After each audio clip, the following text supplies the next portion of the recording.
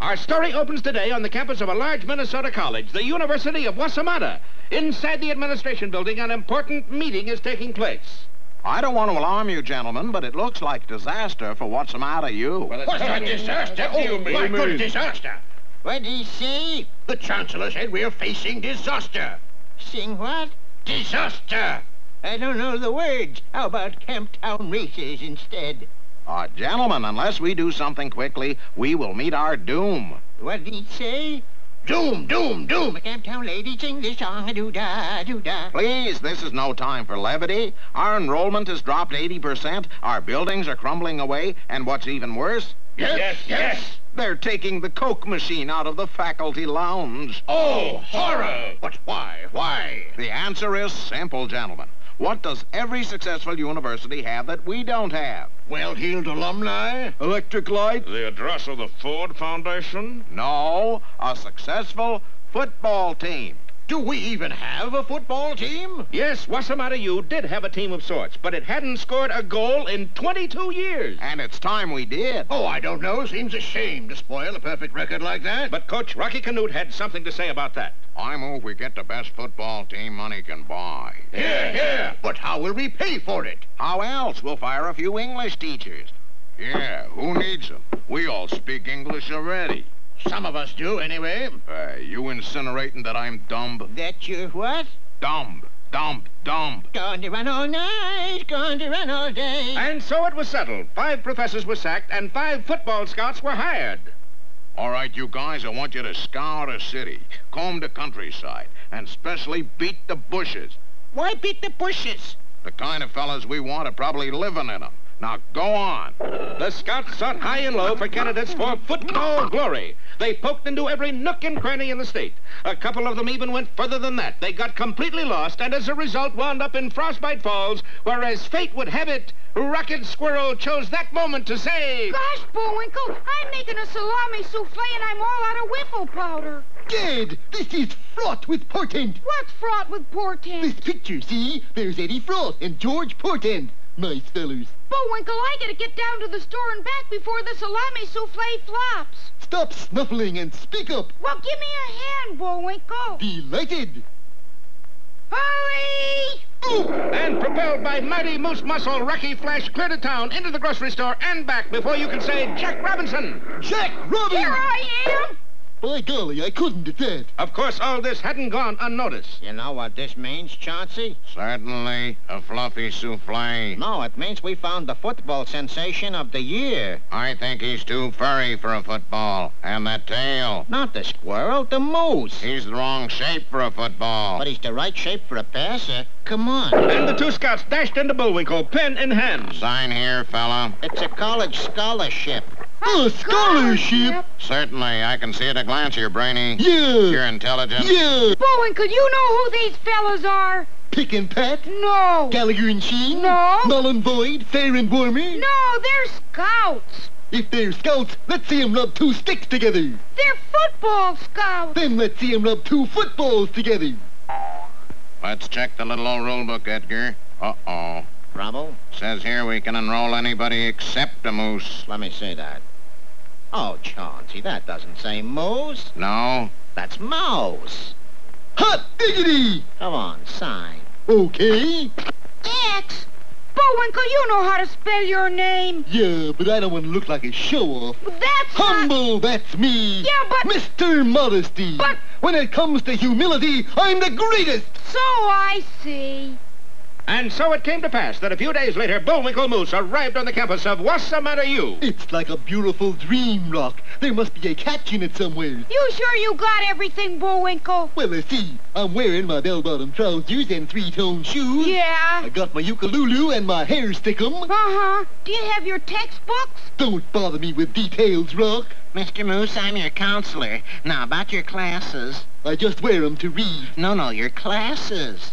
I gotta go to classes? Of course. I told you there was a catch in it somewheres. Now, I'd suggest you take Introduction to Chemical Kinetics, Differential Calculus, and the History of the Peloponnesian Wars. Take 'em, I can't even pronounce 'em. Boy, they sound tough. I'll never have time to play football. Oh, you're a football player? The Frostbite Falls Flash.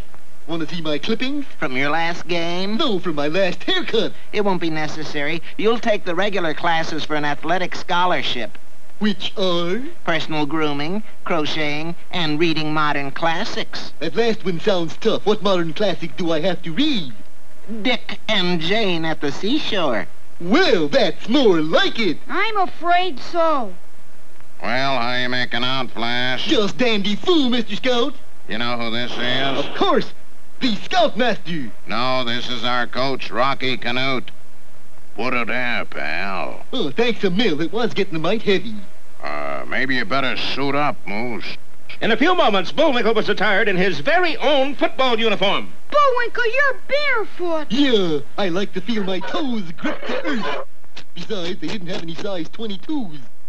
Well, let's see you throw one, Moose. Throw a game already? I haven't even started practicing yet. Not a game, a pass. Let's see you throw a forward pass. Okay.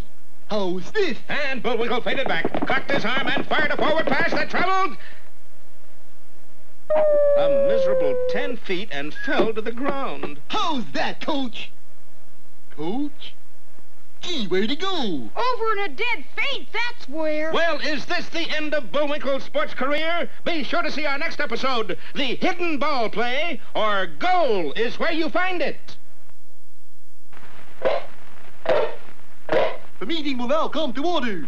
Everybody take their seats. Let's have a little quiet there. Order! Sergeant-at-Arms, clear those aisles. Order! Bullwinkle, What, Rock? aren't you overdoing it a little? Yeah, guess I got sort of carried away. I second the motion. Okay, let's start with the Bullwinkle and Rocky Fan Club cheer. Ready? Cheer?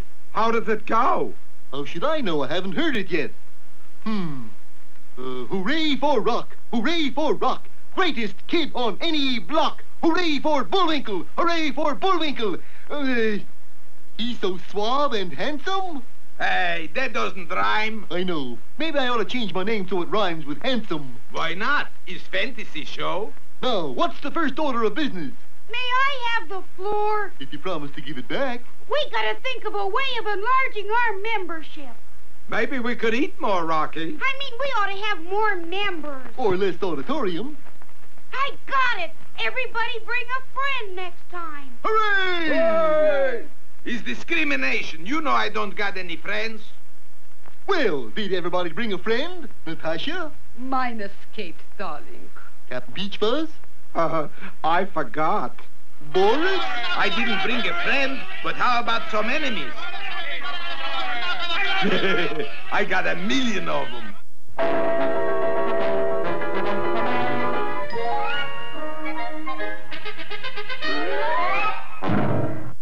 Well, Bullwinkle's career as a football player had quite a setback last time when Coach Canute said, Well, Moose, do you think you can pass? I don't know. I'll study hard. No, I mean a forward pass. Oh, that. Sure. How's this? and Bullwinkle lofted a forward pass that didn't travel more than 10 feet. That's a forward pass. It went forward, didn't it?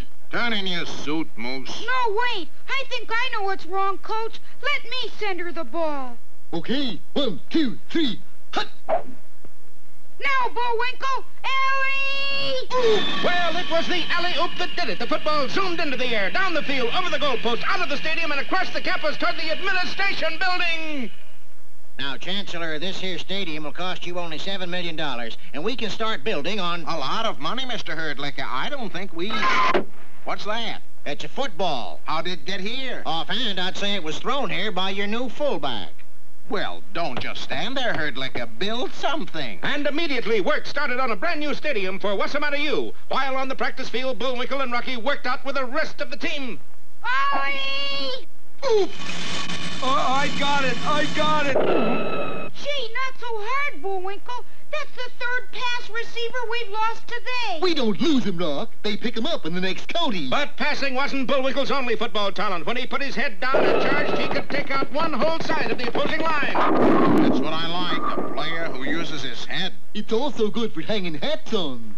Came time for Wasamatayu's first game with the Watchmakers Technical Institute. Or as it is known, tick-tock-tick. It wasn't a game. It was a slaughter. Ellie! Ellie! A minute before the end of the game, with Wasamatayu leading 66-0, Coach Canute took Bullwinkle out. Immediately, things were different. In the next 60 seconds, Tick-Tock-Tech scored 60 points. But then the final gun sounded. Well, a big upset like that didn't go unnoticed. Whoa! Look what the newspapers say about the game, Rock. I don't see anything. Look down here. Wasamata 66, tick-tock 60. The type's too small for me to read. But as the season progressed, the headlines got bigger and bigger. Wasamata 90. Barely normal 0. Wasamata 89, Purdy Polly 0. Wasamata 150. DuQuoin's Grammar School 0. Little mix-up in the schedule there. Wasamata was the only team in the nation which was undefeated and untied. Not untied, we're just a little loose is all. But on television, every silver lining has a dark cloud, and our show is no different. For in a downtown bat cave in a large city, some professional gamblers were posting betting odds on next week's game. Oh, boy. You see the odds on Wasamatayu? 200 to 1. Incredible. Well, Natasha, this is it. This is the time for me to turn over a new leaf. What? You know how I am, honey bun. Always destroying things, wrecking them, smashing them up. Yes. Well, now I'm going to do just the opposite of breaking things. You mean? Yes, I'm going to fix a game. Meanwhile, it wasn't all cleats and shoulder pads for our heroes. Eager to make good grades, they really had to burn the midnight oil. How come we're burning the midnight oil, Rock? They turn off the electricity at 10 o'clock. Oh, knit one, purl two, knit two, purl one, knit one, purl two. What are you doing, Bullwinkle? Studying for a test. In what? My toughest class, advanced crocheting. Knit one, knit two, purl one, purl two. Yeah, but why so fast? I'm cramming. Not that life at Wasamatayu was all work and no play. There were lots of typical collegiate good fellowship and hijinks. Howdy, fellers. How about seeing how many of us can pile into a phone booth? I don't think we've met, old boy. I know, but how about some typical collegiate good fellowship and hijinks? We could all go over to my place and swallow goldfish. But There's enough for everybody. I just got my allowance. you must be insane. Come on, chaps. We're all going over to picket Norman Mailer at the Student Union. Gee, Bullwinkle, What am I going to do with 300 goldfish? well, why But don't you... although Bullwinkle didn't know it, he had an even more serious problem. Well, Natasha, it's great to be back on the campus. Back. Boris, you went to college? Penn State? No, State Penn. But how are we going to convince Moose he should lose a football game? We got secret weapon, honey bun. Oh, I love secrets. Let's see. Here is secret weapon. Boris, is me. And thus it was that next day when Bullwinkle and Rocky left the practice field, they were confronted by a weeping figure. Boo-hoo-hoo. Hold it, Bullwinkle. That sounds like a lady in distress. So? Gee, didn't you ever read the Hero's Handbook? I can never get past the picture of General MacArthur on the cover. Well, Chapter 2 says we should always help ladies in distress. Hi there, lady. Are you in distress? This dress, that dress, who cares? I'm distraught. Do we help ladies in distraught? What's the trouble? It's about next Saturday's game. With Hard Knocks College. Don't worry, we'll mobilize them. That's just it. My little brother is on that team. Your brother? Crazy Legs Kampfuss. And if Hard Knocks doesn't win Saturday, they'll throw him off the team. Gee. They'll take away his sweater. And it's turning cool, too. They won't even let him watch American Bandstand. Is there no pity anywhere? So, you're great, big, wonderful Moose. That's me, all right. Maybe you could see to it that Hard Knocks wins next Saturday. Why not? Bullwinkle, you can't do that. I'm supposed to help ladies in distress. But Chapter 3 says you never throw a game. Well, if you read your chapter, I'll read mine. What was that you called me, Missy? A great, big, wonderful schnook. Sounds different this time. Well, has Bullwinkle fallen prey to Boris and Natasha's vile scheme so quickly? Be with us next time for Standing Room Only, or Bullwinkle Sells Out.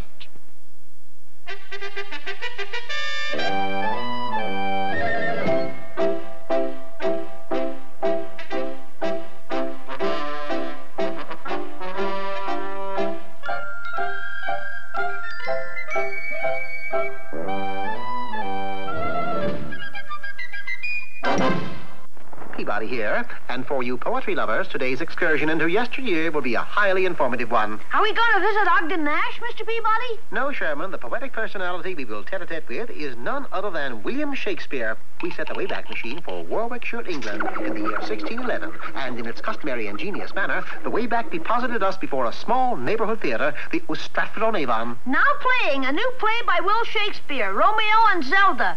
Romeo and Zelda? Must be a misprint. But it wasn't, for inside the play was in rehearsal, and Zelda, wherefore art thou, Zelda? instead of appearing on the balcony, Juliet, or rather Zelda, came marching out of the wings carrying a large flower pot. She left the stage and went directly to a familiar figure who was sitting all alone in the front row. That must be William Shakespeare, Mr. Peabody. And look, she's going to present him with a flower. She presented him with a flower, all right. Pot and all. That'll teach you to steal my play. It's a man wearing a disguise. Francis Bacon, if I'm not mistaken, and I never am. Bacon, you'll fry for this. Ushers, throw this pretender out. You haven't seen the last of me, Shakespeare. I'll be back. Are you all right, Mr. Shakespeare? Quite, my lad. But this comes at a most inopportune time. The play opens tonight. By the by, would you care to witness the initial performance? It would be an honor, sir. However, there's just one thing. Oh? Don't you think Juliet would sound better than Zelda? Juliet. Odds bodkins, sir, I like it. Juliet it shall be. So that evening saw the auspicious debut of a new play entitled Sam and Juliet. Sam? We'll work on him, Sherman. The play progressed smoothly, and the audience was very enthusiastic, all three of them. But during the balcony scene, things went suddenly awry. Juliet, wherefore art thou, Juliet? Poor Sam never found out, because without a warning, the ladder he was on unexpectedly gave way and... The play is ruined, irretrievably and hopelessly ruined. Why do you say that, Mr. Shakespeare? Because there isn't another actor who knows Sam's role. I do. A quick change of clothing, a new ladder, me, and the play resumed. Oh, hark, what hollow light burneth in yonder patio. Egad, the lad's an ad-libber. Verily I shall ascendeth yon balcony and meet my beloved. Easy with your big toe, Sherman. You're crushing my collarbone. Zelda, I mean Juliet. Thou art wherefore, Juliet? You can well imagine Sherman's dismay when, instead of a lovely young maiden, a lovely young lion appeared. In one prodigious leap, each cat left the balcony and proceeded to empty the theater. He then turned on us. Run for your lives, the performance is cancelled. Quick, Mr. Peabody. No need to panic. We'll simply ring the curtain down. Oh, the tragedy of it all, that this should happen to me. If I ever found the rogue who owned that beast. That beast is mine. Bacon. With eggs. That did it. That terraced the sheet. We shall settle our grievances with a duel. Fountain pens at 40 paces. Fountain pen's my eye tooth. We shall settle it with pistols. Mr. Shakespeare, you can't fight a duel. I must. Mr. Peabody, you will act as my second, and you, young man, you shall be my third. At dawn the following day, the participants met on a misty common. You will each take 10 paces, turn, and fire. Go! Bacon and Shakespeare set off, but it was so misty that by the 10th step they were no longer visible. You've got to stop them, Mr. Peabody. They're liable to get hurt. Don't worry, Sherman. I have a plan. He dashed out into the mist to where a pile of bricks and a wheelbarrow of cement stood. What's this doing here? I put it here during the night. Now, the world record for erecting a brick wall is 3 seconds. I shall eclipse that. But Mr. Shakespeare and Mr. Bacon are going to fire. They did. Shoot to the wall in 9/10 of a second. Just in time to stop the bullets.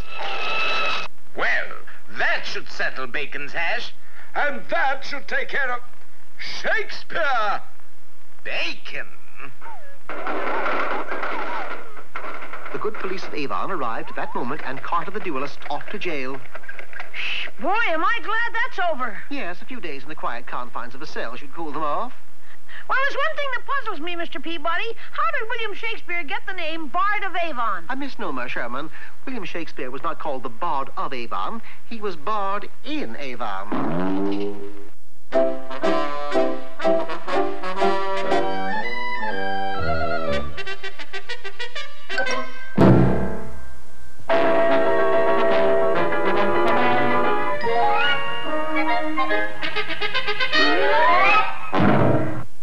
Well, the Wasamatta U football team continues to roll like a juggernaut over its opponents, sparked by the flashy passing combination of Rocky Squirrel and Bullwinkle Moose. Ellie! But Boris Badenov, against all common sense, is betting heavily against Wasamatta. Put all this on Hard Knocks College next Saturday. On Hard Knocks? Fellas, take off your hats. It ain't often we see such touching childlike faith.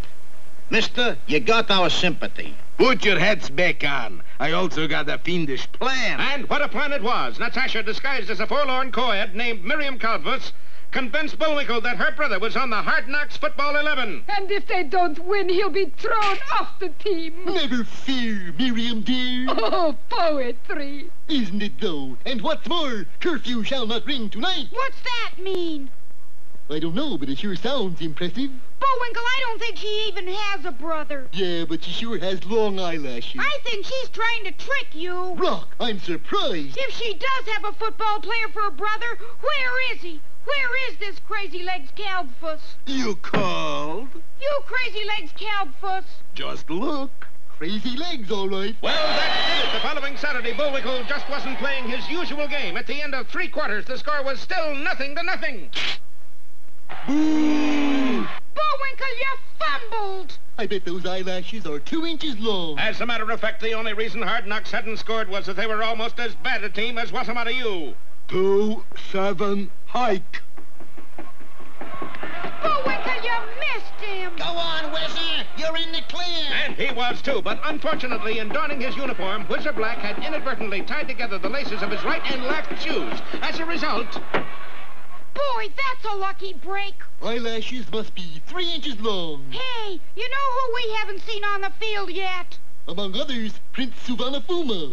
No, Crazy Legs Calvus. Probably saving him for the last quarter. This is the last quarter. Maybe they're 4 inches long. What are? Miriam's eyelashes. See? Where? There in the end zone behind us. Sure enough, Miriam Calvus Or as we know her, Natasha Fatah. was in the stands cheering for Hard Knocks. Kill the moose. And look who's beside her. Crazy legs. It was a trick. Signals. 1, 2, 3, hip.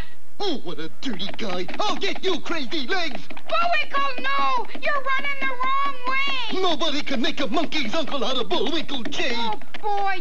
You know, Booby, I don't like the look in his eye. I told you Moose had no sense of humor. Quick as a flash, Burris slipped out of his seat and disappeared into the crowd. Where'd he go? Bullwinkle, look out. Yes, by now, the mighty Moose stood at the 1-foot line, just 12 inches away from scoring the winning goal for his opponents. The Hard Knocks players struggled closer. But just then... Bye-bye, bird brain. Yes, Boris popped into sight, clear at the other end of the stadium. Oh, Baz Faz. Things had happened fast and furious. I'm fast and he's furious. So angry was Bullwinkle that he looked around for something to throw at the fleeting Boris. There was only one thing handy, the football. He hurled it just as he was hit by a cloud of tacklers. The ball zoomed over the heads of the astonished players. It was clearly headed right out of the stadium. But just as it reached the end zone, a furry streak intercepted it. It's a touchdown. We win, yay! Ow! Is that the end, Boris? It's not my elbow, honey bun. Let that be a lesson to you, Bullwinkle. Always play your best game no matter what the provocation. Yeah, what the provocation, I always say. As a result of Bullwinkle's performance, Wasamatta became the top-ranked team in the country. Their new stadium was packed every weekend with thousands of fans.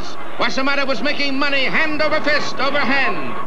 Gentlemen, Bullwinkle Moose is the greatest football attraction since Blue Grange. Isn't that Red Grange, Chancellor? Let's not be controversial, Harkaby. Watsamata is in the black for the first time in history. At last we can afford to get some new teaching equipment. Yes, my world map is so old it still shows the Earth is flat. But nobody believes that. Our current event books say that McKinley is still president. And lots of people believe that. You mean he isn't? But now we can afford better teaching tools. Gentlemen, you must be mad. No new equipment? Of course. New athletic equipment. We can't afford to offend Coach Canute. And so, in rapid succession, Wassamata built an indoor baseball diamond, a 97-room home for Coach Canute, and a pink marble field house shaped like the Taj Mahal. It's lovely by moonlight. How about another test tube for the physics lab?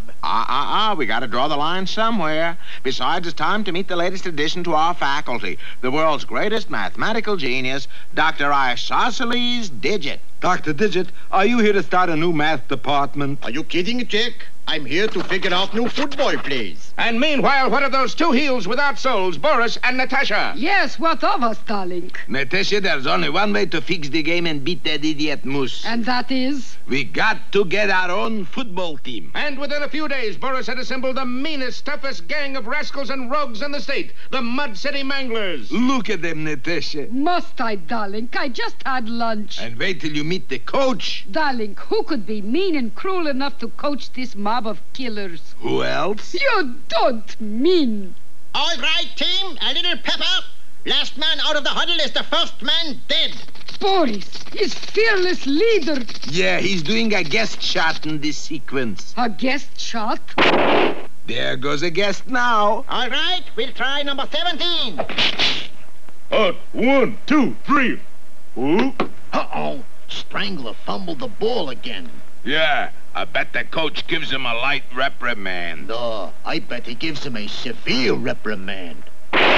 You were right. It was just a light reprimand. Yes, with a team of hired goons and criminals, Fearless Leader was at his best, or worse. I want all of you men to read this sign I'm posting in the locker room. Play carefully. The life you save may be your own. But of course, being villains had certain advantages, too. Achtung! Tackle practice. I want you to tackle that dummy as if it were a Watsamata runner. Go! Terrible. Awful. Fearless Leader, all the sand is running out of the tackling dummy. All right, which one of you stabbed the tackling dummy in the back? It was me. You stabbed a defenseless dummy in the back? Yeah, what of it?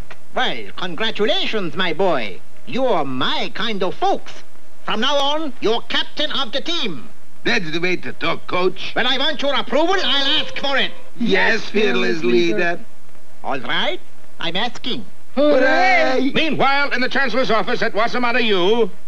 Hey, you guys. Yes, Coach Canute. I got a letter here from a team I never heard of, challenging us to a game. What's the team? The Mud City Manglers. No. Challenge game? No. They'll pay us $1,000. It's a deal. And so in a short while, the wire services were buzzing with the news. Mud City? Never heard of them. Here's the picture of the team. How do they look? They sure got funny-looking helmets on. Helmets, nothing. That's hair. Bullwinkle, those are girls. Yes, to drive the odds even higher, the wily Boris had dressed his entire team in curly wigs and midi blouses. Bullwinkle, this is terrible. It is? What kind of game can you play with girls? Boy, this really is a children's show, isn't it? Parcheesi, of course. The photograph caused a sensation. Girls Challenge Nation's #1 team. Debutants to tackle Juggernaut. Little did the press of the nation know that the Mud City Manglers were a vicious gang of thieves, blackguards, and unspeakable Turks. All right, girls, and I use the term loosely. Time to check your equipment. Shoulder pads? Check. Spike shoes? Check. Poison for spikes? Check. Switchblade knives? Check. Brass knuckles? Check. Hand grenades? Check. Then we're ready. Just remember one thing. Yes. I want you to behave like ladies. Well, these are shady ladies indeed, and we'll see their fiendish plot unfold next time in Mail Bags or Homely Are the Brave.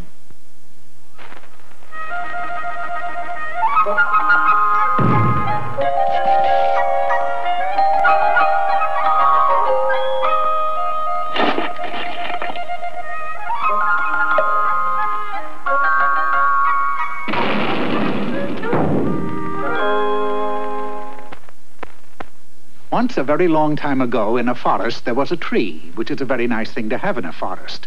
Now, in this tree, there happened to live a funny little man in a green suit with a pointed cap. He didn't live there alone, for he had a son, who was also a funny little man in a green suit with a pointed cap. Then one day, the son came to his father with a question that he had been wondering about for 50 years. How come we got to live in a tree? Because we're not ordinary folks, boy. How so? We're magic. Magic? Yep. How so? Well, you know how sometimes folks get into trouble, and then they meet a funny little man who makes a deal to help them out, and he does little magic, and then later on they write a fairy tale about it? Yeah? Funny little man, that's us. And being that it was his son's 600th birthday, the little man went on to say, And now, sonny boy, it's time for you to go out into the world and make a name for yourself. If I do real good, will they write a fairy tale about me? Without a doubt. The son was very excited about this prospect, and bidding his father farewell, he skipped happily out of the forest and set out to make a name for himself. In the village nearby, there was a miller who was very poor, but as luck would have it, he had a very beautiful daughter. Now, it so happened that one day, the miller had occasion to speak to the king. I got a daughter who can spin gold out of straw. Spin gold out of straw? Yep. Bring this girl to my castle tomorrow, and if she can do as you say, I shall take her for my bride. Good day. Father, what did you tell him a thing like that for? So that he'll marry you. We can live in a palace in comfort. But I can't spin gold out of straw. You know that. Yeah, I know it, and you know it. But the king doesn't know it. And we sure won't tell him. The next morning, the king placed the unfortunate miller's daughter in a room of the castle with a spinning wheel and a stack of straw. Now spin that straw to gold, or else. Thereupon, he carefully locked the door, and she remained alone. I don't want to be, or else. No! She began to softly weep. Now, the funny little man in the green suit with the pointed cap had heard about the young girl's plight, and he knew that this was the chance that he had been waiting for, so into the room he hopped. How do you do? Who are you? I'm a funny little man in a green suit. You could say that again. I'm a funny little man. Never mind. What do you want? I will spin that straw to gold for you if you will give me your first child after you become queen. My first child? Why that? Who knows? Makes the plot better. It was agreed, and the little man jumped to the wheel and in no time at all had spun a room full of gold. When in the morning the king found everything as he had wished... Wow! I'm rich! They were married, and the miller's daughter became queen. About 2 years afterwards, a beautiful child was born, and the little man appeared once again. Hi, I came for the kid. But you can't have my child. What will you do with him? Dress him in a green suit, make a funny little old man out of him. What else? No, tell you what, I'll make a deal. If you can discover what my name is within 2 days, you can keep the child. Boy, won't this make a keen fairy tale someday? And with that, the queen called to mind all of the names that she could think of. Henry, Clyde, Newton, George, Marmaduke, Sidney, Frank. Nah. Then on the next day, she desperately tried once more. Ning Toy, Running Mouse, Cherry Nose, Charlie Brown. No, you have failed. Well, what is your name then? It's, Oh, then a horrible realization came to the little man. He didn't know what his name was. Wait here. I'll be right back. He dashed into the kingdom to see if he could find anybody who could tell him what his name was. Do you know me? No, I can't say I do. And with any luck, I never will. He asked everyone he chanced to meet, but nobody could tell him who he was. Finally, out of desperation, he went to an old wise man who lived in a hole in the ground. No, I don't know your name, but I know how you can find out. Tell me, quick. Get yourself a mailbox. Sooner or later, somebody will send you a letter. Then all you have to do is see what name is on the envelope. That was it. He was truly a wise man. Oh, I don't know. If I had any brains, I wouldn't be living in a hole in the ground. Now, would I? The little man did as he was instructed, and before long, he did receive a letter. He eagerly looked at the envelope, but when he saw what his name was, he was shocked. Rumpelstiltskin? What kind of a name is that? I can't go back to the queen and tell her that my name is Rumpelstiltskin. I'd be the laughingstock of the kingdom. And so the queen and her child lived happily ever after, for she never saw the funny little man in the green suit again. In fact, nobody ever saw the little man again because he was so ashamed that he changed his name to Louis Smith. And we all know that there's never been a fairy tale about Louis Smith. That is, until just now.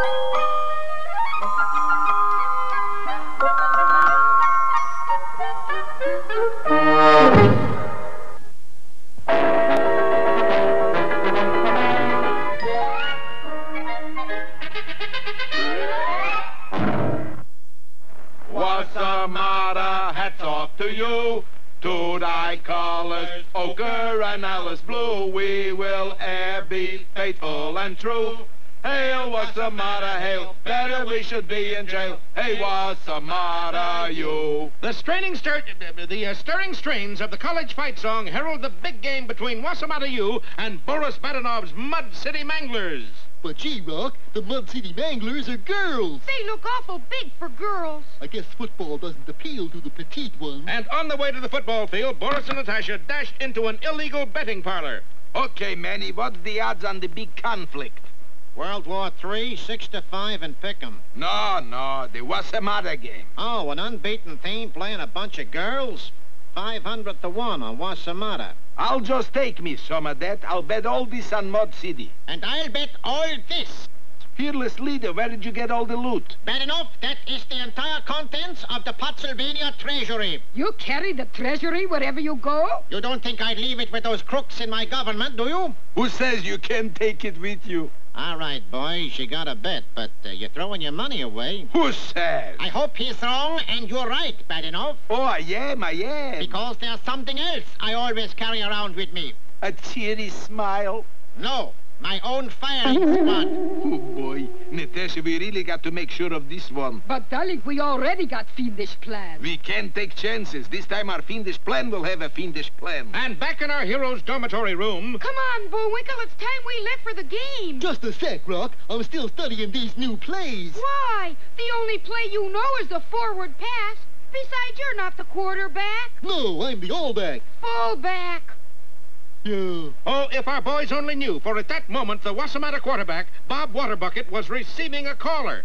I don't wear a collar. My neck's too big. Not a collar, a caller. Oh. Emergency telegram for Bob Waterbucket. That's me. Well, read it. It's got long words in it. Oh, very well. It says your aunt in Azuzi fell down and broke her crown. You should rush right out there. But I can't. I gotta call the big game. In that case, here's another telegram. The president has just declared the national emergency. You're drafted. I'll get a deferment. I gotta call the big game. Oh, boy. In that case, here's my third and last emergency telegram. Nothing can stop me from calling that game. It's from a professional football team. They want to hire you for... You're not going to call the game? Sure, I'm calling it off. As a result of Waterbucket's sudden departure, Coach Rocky Canute had a tough decision to make.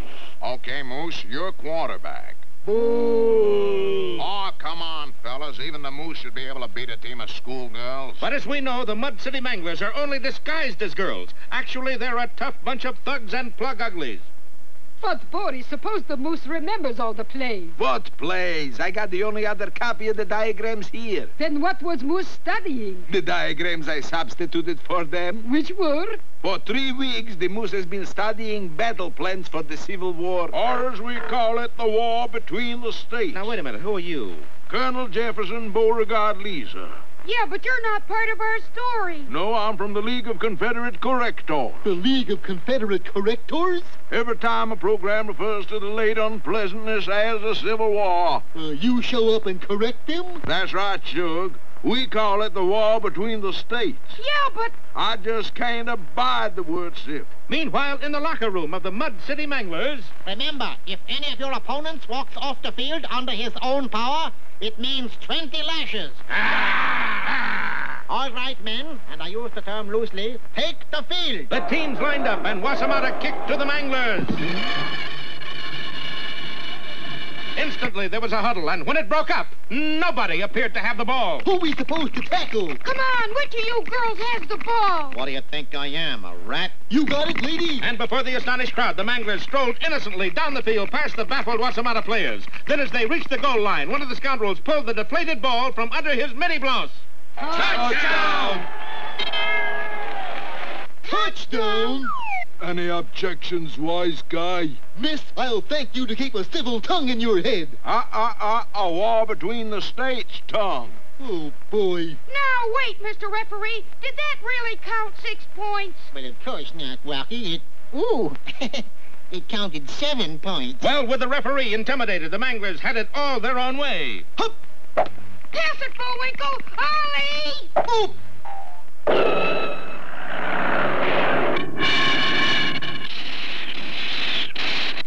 Incomplete. The pass? The ball.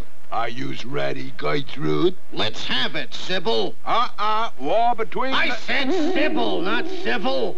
Sorry, man. Play the game! It was easier said than done. We're close enough to try a little field goal, Bullwinkle. Just kick it between the goalposts. Right, Rock. Hop! The kick looked good until two manglers moved the goalposts. At this rate, we'll never win. We'll be lucky to lose. But on the next play... Bullwinkle, look at this. Good heavens, Rock. You've scalped the scatback. Scout nothing. This is a wig. Bullwinkle, they aren't girls at all. Oh, darn. What's the matter? I was going to ask the halfback to the prom tonight. Well, anyway, it's our ball. Yeah, but look at that defensive line. Hokey smoke, they've dug trenches. And they've all got guns. Mr. Referee, how about calling a penalty? Oh, I will, Rocky. 5 yards against Wasimata for delaying the game. Don't you have any courage? Yes, but I've also got a wife and kiddies. Natasha, now I think I'll take up smoking cigars. Why now? So I can light one with these football plays. Other people use $100 bill, darling. Right now, these are worth $1 million. Yes, they were, for Boris had made hundreds of bets on the game in illegal gambling joints all over the nation. Hey, Manny, it looks like that girls' team is going to beat what's the matter, you. Don't worry, Lefty. I'm prepared. You're going to pay off? You kidding? You see that emergency box on the wall? In case of disaster, break glass. What's inside, money? Nope, a one-way ticket to Brazil. At that moment, the referee raised his pistol to signify the end of the first half. Lying flat on the ground, our heroes were safe momentarily, but the spectators in the end zone didn't make out as well. Manny, the Mud City Manglers just shot away the end of the stadium. What do you say to that? Adios, amigos. Boom, chicka, boom, chicka, boom, boom, boom, chicka, boom, chicka, boom, chicka, boom, boom, boom. When our heroes finally made it under fire to their dressing room, gloom was written on every face. Except mine. I got despair written on mine. If only they hadn't stolen our football plays. Well, they left these in their place. Bullwinkle, those aren't football plays. Those are battle plans for the Civil War. War between the states, you mean? Colonel Beauregard, you hear? Us members of the League of Confederate Correctors is everywhere. I've noticed. I just can't abide the word civil. Well, here, maybe you'd like to have these plans. My pleasure. Chancellorsville. There was a battle. What a cavalry charge. Looks more like an end run to me. Bullwinkle, that's it. If the Manglers are going to use battle tactics on the gridiron, why can't we? Why can't we? Bullwinkle, you've done it again. Come up with a brilliant plan and like that. Yes, sir. Now there's just that one little question. Yeah? What is it? This is the plan. Instead of football plays, we're going to use the battle plans of the... I was going to say war between the states. Us Confederate correctors can never be too sure. And so when the whistle blew for the second half of the game, it was a strange-looking team that emerged from the Wasimata U dressing room. Look at them fellas, Roof. They gonna fight the war all over again. Shucks, we Southerners been doing that for years. The ball was snapped and Bullwinkle commanded. By the right flag, ho! The game started up again, but this time the Mud City Manglers were no match for the military genius of the flower of the Confederacy. In one great flanking motion, the Wasimata team turned the end of the line and swept down the field. Bullwinkle, you did it! There's the goal, just ahead! Hey! Bullwinkle, why are you stopping? Which direction are we running in, Corporal? Well, south, of course. South, eh? I thought so. These plans call for us to go north. And Bullwinkle turned and began dashing toward his own goal line. On he went, swivel-hipping his way through the opposition. Dag-nabbit, you said civil. All right, war between the states, hipping his way through the opposition. Oh, what can save the game for our boys? Maybe we could get some new writers. Don't miss our next historical episode, Bullwinkle Buys a Fence, or Tickets Charge. And now... Hey, Rocky, watch me pull a rabbit out of my hat. Again? Nothing up my sleeve. Presto! Wrong hat. I take a 7.5. Now here's something we hope you'll really like.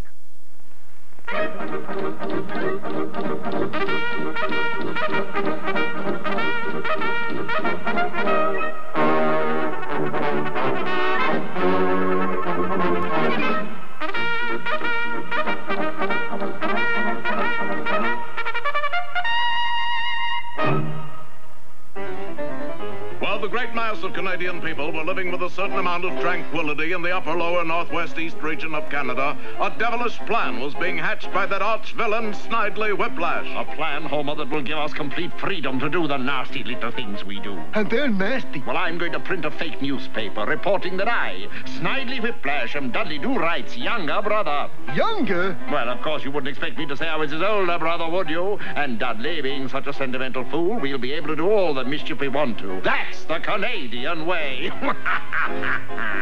In a short time, Whiplash had put his evil scheme to work. There, that ought to do the trick. So Homer, disguised as a newsboy, rode off to the RCMP camp to deliver the paper to Dudley. Paper, mister? I say, that was about the ugliest newsboy I've ever seen. I'll just catch a quick look before I give it to the inspector. Always like to see how Renfrew is making out. What? I can't believe it, but it's in the paper. It must be true. Snidely Whiplash found to be Dudley Do-Right's younger brother. Dudley Do-Right, get in here. Oh, yes, sir, Inspector, and have I got news. Wait till you hear this, Inspector. Later, Dudley, what I want to talk to you about is a man so sneaky, deceitful, and downright rotten that it disgusts me to mention his name. You know who that man is, Do-Right? Is it Sandy Simpson who runs that shady ice cream parlor? I saw him the other day, sir. And of course it isn't Simpson. It's Snidely Whiplash. You mean that clean-cut chap? Are you feeling all right, Dudley? Straightforward eyes, a firm chin, and just a hint of dimples around his cupid bow mouth? That's enough, Dudley. I want you to bring that sneaky snake in, do you hear? And on the double. The next day, Snidely was preparing to blow up the hotel when... Baby brother! Oh, hiya, Dudley. Oh, you naughty boy. I don't know how to tell you this, but blowing up hotels isn't worthy of a Do-Right. You see, besides being your big brother, I'm also a Canadian Mountie. So you see, I have to take you to see Inspector Fenwick. You did it, Dudley. You brought in that loathsome, repulsive, obnoxious... Now, just a doggone minute there. Sir, I won't have you talking about my baby brother that way. You what? Go on, kick him, beat him. Don't you realize that all his life he's been kicked and beaten emotionally? And it's all my fault. Oh, for heaven's sake. I'm quitting the force, Inspector, because I've learned blood is thicker than water. So Dudley decided to give Snidely the one thing he'd been denied in his childhood, mother love. First, he dressed him in a Lord Fauntleroy suit. Now we'll have to do something about this shack. There now, did you wash behind your ears? Let me see. Come on now, Dudley, a joke's a joke. All right, you can run out and play, but remember, I'll be watching you, and if I see you with that awful Homer boy, you'll have to stay indoors for a week. And no Winnie the Pooh. Whoa, wait. Hey, Snidely. You remember what happened the last time Dudley saw us together? Yeah, you had to stay indoors for a week. Yeah, and no Winnie the Pooh. Yeah, he's a regular Dr. Sprock. I'd have been better off in a stockade. There must be a way out of this. Whom are you talking to whom, baby brother? Nobody, big brother Dudley. Listen, Homer, you've got to print a retraction. Say the whole thing was a mistake, that I'm not his brother after all. It's the only way out of this mess. Okay, baby. And don't call me baby brother. Ah, the evening paper. Just to see how Renfrew's getting along. Aren't you going to read the front page, Dudley? Oh, no, I've stopped reading the front page. Those headlines are too depressing. Curses foiled again. But realizing that the RCMP camp could no longer do without Dudley Do-Right, the inspector's daughter Nell went to see Dudley and try to bring him back. Dudley Do-Right, the whole RCMP camp misses you. Why don't you come back? How can I, Nell? I've got responsibilities, but you could do one thing for me. What is that? Give my horse these lumps of sugar. Here, I'll wrap them in this paper. But as Dudley started to rap, he started to read. Snidely Whiplash and Dudley Do-Right are not brothers. Then I've been the victim of a ghastly hoax. Ooh, that does rouse my ire. His ire roused, he waited for Snidely. Big brother Dudley. And so, Inspector, it turned out Snidely Whiplash wasn't my brother after all. Well, did you bring in Snidely Whiplash? Not entirely, Inspector, but I did bring part of him. What part? His mustache. Well, Homer, I lost a big brother, but I also lost most of my upper lip. You look terrible, boss. Yeah, but you know something? What? It was worth it.